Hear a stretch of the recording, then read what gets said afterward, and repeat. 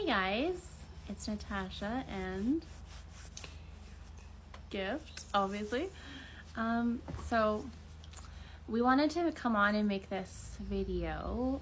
It's gonna be us talking about, based on, many different people that we've gotten to know over the last couple of years through this platform and otherwise, sort of our advice for having how to find a good partner for one, and then having a successful relationship and marriage with them as well. Some tips, specifically more for long distance relationship, and I would say specifically more for our similar situations, like a woman from America, Europe, Canada, or whatever, Asia even, or Australia, I don't know. And then with pursuing somebody in a long distance relationship from somewhere like Africa, somewhere in Africa specifically.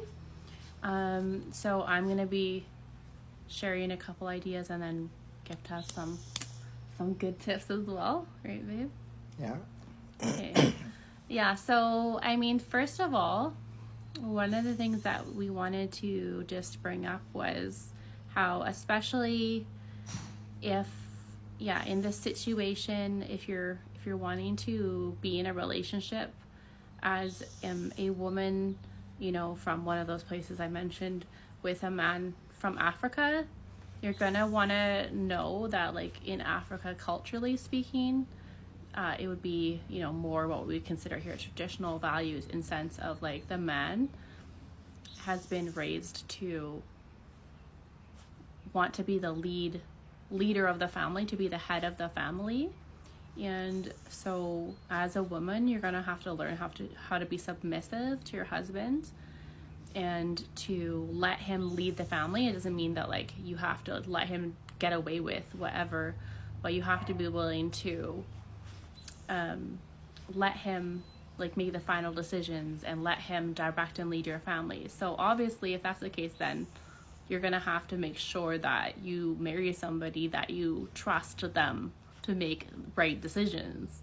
So that comes down to making sure that you're finding the right partner. So when you're getting to know somebody, you want to really be cautious and careful, to make sure that you're making good choices and you're really observing their behavior, and you're not having your eyes shut to sort of certain things that they do that might be a red flag, because you want to make sure that you're going to find a man who can successfully lead you and your potential future children, or if you already have children, lead your family well, to have a successful life, to make good choices. You have to find someone who you can trust. So now we'll have Gift talk about more about how to make sure, spot red flags and things like that, to do with the men's side of things. Yeah. First things first, I would want to say, if you're looking into a relationship with an interracial relationship or something similar to what we did, you really have to be careful. Being it you from Nigeria, the man, or you, the woman, being from Europe or whatever part of the world or whatnot. As a man, you are looking forward to a woman you want to spend the rest of your life with, not a brief moment. So you have to be very careful and make sure you're going for the right one, and vice versa. But something I've noticed over the years, based on my experience and surveys we've done recently about people who got into a relationship the same time with us, or after or before, and how they are doing now.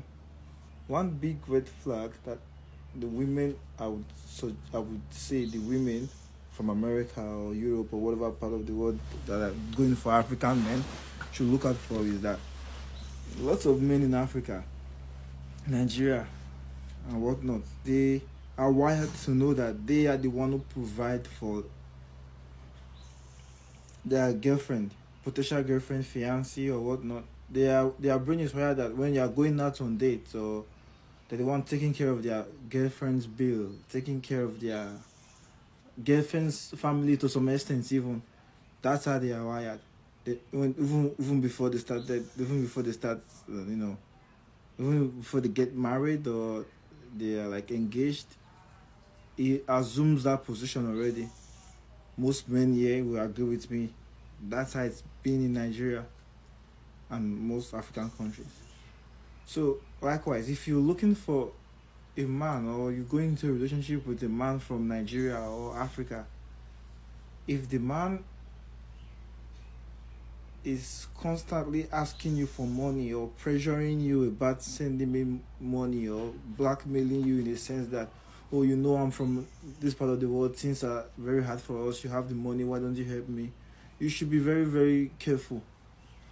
You should be very, very careful. It goes both ways. If a woman is even asking you for money constantly all the time, rather than like, you know, planning a future together and like helping you want to spend wisely, it's questionable. And that is one thing that Natasha could tell you, because at the time we were together, I was trying to, even when I knew Natasha, she wasn't even working at that moment or have a stable job. I kept encouraging her to have a stable job for like so she could do more and be better at safe. And even in our own wedding, when we got married, most people find this hard to believe because they thought like, oh, you got married to a white lady, so therefore she has to be the one taking care of all the things. I paid for the wedding, and the only thing she paid for was because I was out of money at that moment, was the photographer or the picture taking. That's the only thing she paid for. Now, I'm not saying if you have the money you shouldn't help your husband or potential fiancé to take care of all these expenses, but I just want you to know that if a man is constantly pressuring you or making you feel bad or blackmailing you about the money, it's really wrong.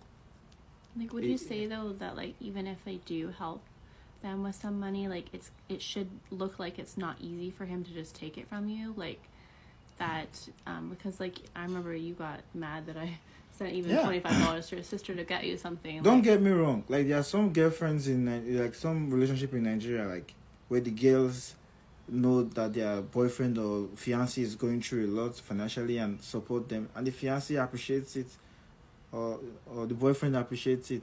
It happens, but it's very rare.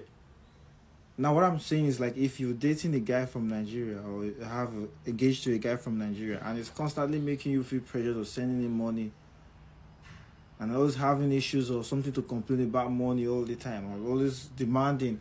What about saying, like, if you really loved me, you would help me? Yeah, like all those talks, like a real Nigerian man or African man do not depend on women with good intentions. Yeah, they don't depend on women for money. It's pretty much the other way around.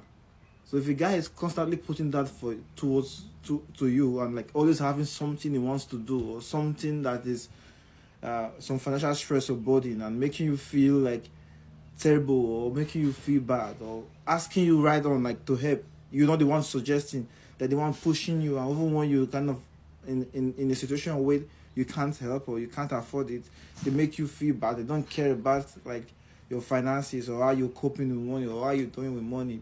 All they want to know is like, all they care about is that you're in America, you're in Europe, you should have the money to help me. You should really, it's a big red flag, I would say.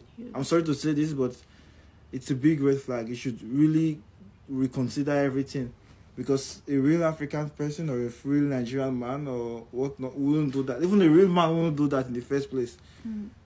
So someone who has your best intentions in heart, who really desires to actually be with you long term and build a family with you, he's going to want to provide for you, and he's not going to want to just easily take from you, especially if he knows that, like, say like that you don't have a lot of money. I mean, just because you're in America, you're possibly struggling too. He's not going to want to put you out. He would rather not eat sometimes, probably, than yeah, trust me, do that. If someone who's looking forward to a future with you would want to like help you build your finances, help you manage your money well, not like make you feel bad if you can't provide something they need. So that's it. Yeah, that's about it for the video, but we just wanted to address this issue as it has been like a very big deal lately with different people we've known in the past. All right, well, let us know if you have any questions and want to make a part 2, but this 10 minutes is up now, so we'll see you guys later. Thanks for watching. Bye. Bye.